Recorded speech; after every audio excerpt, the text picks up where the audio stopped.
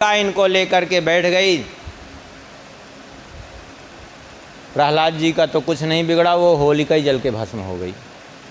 आप कहेंगे होलिका क्यों, जब उसको वरदान था तो वरदान था, लेकिन वरदान दिया था तो वस्त्र दिया था और कहा था ये वस्त्र है तुम्हारे लिए कवच, अग्नि सुरक्षा कवच, अग्नि से सुरक्षा करेगी, तुम ओढ़ के बैठोगी तो अग्नि में नहीं जलोगी। लेकिन अस्त्र है, कवच है, ये अस्त्र नहीं है। यदि तुम इसका अस्त्र के रूप में किसी पर प्रयोग करोगी तो उसी का कवच बन जाएगा, ये तुम्हारा फिर विनाश होगा। और अब देखा जाए तो प्रहलाद जी के ऊपर इसी का आश्रय लेकर तो प्रयोग किया, अस्त्र का प्रयोग किया। परिणाम ये हुआ कि स्वयं ये जल करके भस्म हो गई। भगवान की इच्छा से वो वस्त्र प्रहलाद जी को उसने ढक लिया और ये जल गई। तो क्या वस्त्र के सहारे बच गए? नहीं, वस्त्र तो एक बहाना था। भगवान ने सोचा चलो इसी का अस्त्र इसी के ऊपर छोड़ना चाहिए, वस्त्र तो उड़ाना ही था इसका, क्योंकि अग्निदेव ने कहा था उसी का कवच बनेगा। बाकी सत्य तो यह है कि जब अग्नि बहुत कम रह गई, निकट जाने लायक कुछ, तब हिरण्यकशिपु ने जाकर के प्रहलाद जी से पूछा तुम्हें आँच नहीं लग रही है, शरीर में जलन नहीं हो रही है? बोले नहीं जलन हो रही है। बोले क्यों, कोई औषधि ली है क्या तुमने? हाँ, अग्नि प्रतिरोधक औषधि तो कोई नहीं ली है? बोले हाँ, एक औषधि ली है हमने। कौन सी औषधि ली है? बोले राम नाम जपता कुतो भयम सर्वताप समनैक भेषजम। सर्वताप समनैक भेषजम, समस्त तापों को नष्ट करने की औषधि है श्री राम नाम, और वही हमने ग्रहण की है।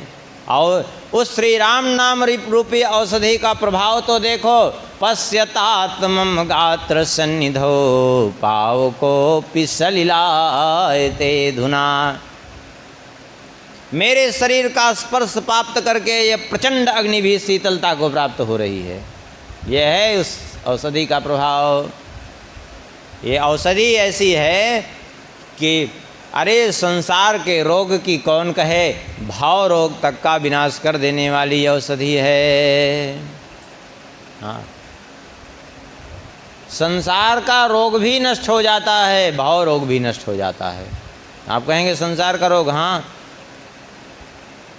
कोई औषधि जिसके ऊपर न काम करती हो उसके लिए भी भगवान का नाम औषधि ही है। क्योंकि स्वयं भगवान धन्वंतरी जी ही कहते हैं अच्युतानंत गोविंद नामोच्चारण भेषजात नश्यन्ति सकला रोगा सत्यम सत्यम वदाम्यहम्। आयुर्वेद शास्त्र की रचना की धन्वंतरी जी ने, सारी औषधियाँ लिखी, अंत में कहा कि भगवान का नाम सबसे बड़ी औषधि है, भगवान के नाम से श्रेष्ठ कोई औषधि नहीं। अभी कुछ वर्ष पहले की बात है, प्रयाग में उसी व्यक्ति ने आकर के सारी घटना हमसे सुनाई। और प्रयाग में राम नाम जप का कुछ कार्यक्रम चल रहा था, तो वहीं थे हम। लोगों ने निश्चय किया कि यदि आप कहें तो आप अगर रहें तो 1.25 करोड़ नाम जप हो जाए सब मिल करके, जो जितना करे जितना कर सके, किसी पर बाध्यता नहीं है।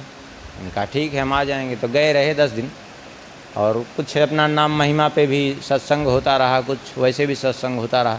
तो वहाँ एक व्यक्ति आया, उसने कहा कि ऐसी स्थिति हो गई थी उसकी कि डॉक्टर ने सब प्रकार से जवाब दे दिया था, बचने की स्थिति ही नहीं थी।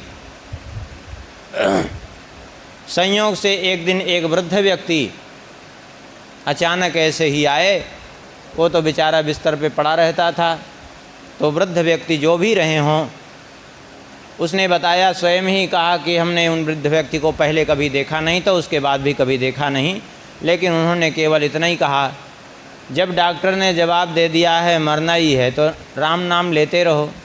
और मेरी माता जी से कहा यदि तुम ठीक करना चाहती हो तो सारे डॉक्टरों का आश्रय छोड़ करके तुम बैठ करके इन्हीं के पास राम राम जपा करो और कुछ करने की ज़रूरत नहीं। अब वो माता जी को भी क्या करें, आखिर कुछ तो करना ही था। तो वो माता जी भी दिन भर राम राम करती रही और वो भी।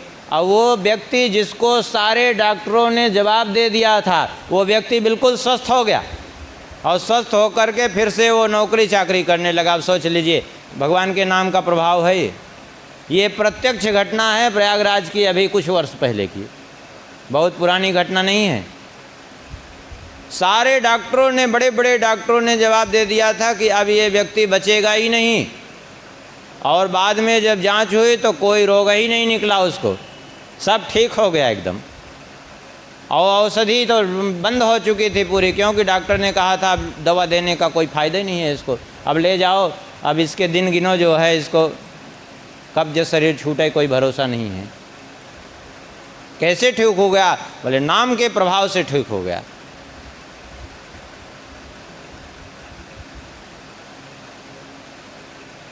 क्यों ठीक हो गया नाम के प्रभाव से? अब ये समझने की बात है। देखिए रोग होते कैसे हैं, पहले उनका कारण पता चल जाए। 3 प्रकार से रोग होते हैं। एक होता है कुपथ्यजन्य रोग, एक होता है ग्रहजन्य रोग, एक पूर्वार्जित पापजन्य रोग। कुपथ्यजन्य रोग किसी को हो जाए तो सीधी सीधी बात है कि कुपथ्य का परित्याग कर दे। जैसे किसी को शुगर हो जाए तो मीठा का परित्याग कर दे, सुपथ्य का सेवन करे, औषधि ले, तो धीरे धीरे रोग ठीक होता है। कुछ ऐसे होते हैं ग्रहजन्य रोग, ग्रह के प्रभाव से, कोई विपरीत ग्रह हैं तो उनके प्रभाव से रोग हो जाता है। तो ग्रहजन्य रोग हो जाए तो फिर औषधि काम नहीं करती, फिर उसमें ग्रह शांति करा ले तो वो रोग भी ठीक हो जाता है। लेकिन कुछ ऐसे रोग होते हैं कि खूब ग्रह शांति कराइए, खूब जो है कुपथ्य का परित्याग करिए, सुपथ्य का सेवन करिए, सब बेकार हो जाती है। क्यों? बोले पूर्वार्जित प्रबल पाप कोई उदय हो गया है। तो पूर्वार्जित पापजन्य रोग कैसे होगा? उसी के लिए भगवान धन्वंतर जी कहते हैं नश्यन्ति सकला रोगा। चाहे पूर्वार्जित पापजन्य रोग हो और चाहे ग्रहजन्य रोग हो, सारे रोगों की एकमात्र औषधि है क्या? भगवान का नाम। क्योंकि भगवान का नाम लेंगे तो पूर्वार्जित पाप भी नष्ट हो जाएंगे और ग्रह भी अपने आप अनुकूल हो जाएंगे। अब सुपथ्य का सेवन तो आपको करना पड़ेगा, कुपथ्य का परहेज तो करना पड़ेगा, ये तो स्वयं करना पड़ेगा ना। लेकिन ये दोनों ही अपने आप सुधर हो जाएंगे तो रोग अपने आप ठीक हो जाएगा। सीधी बात है।